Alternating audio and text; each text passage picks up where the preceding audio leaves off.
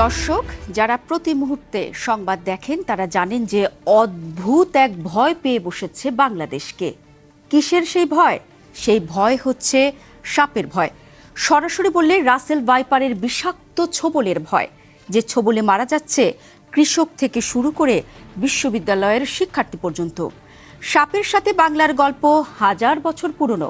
বাংলায় সাপকে সবসময় রহস্যের উপকরণ হিসেবে দেখা হয়েছে ভয়ের উপকরণ হিসেবেও। সাপ নিয়ে বাংলার আনাচে কানাচে ছড়িয়ে ছিটিয়ে আছে নানান কিংবদন্তি। কোনো সাপ মানুষের রূপ নিয়ে সম্পর্কে জড়িয়েছে মানুষের সাথে, কোনো সাপ আবার সর্বোচ্চ নিরাপত্তা বলয় ভেদ করে লক্ষিন্দরকে ছোবল দিয়ে পেয়ে গেছে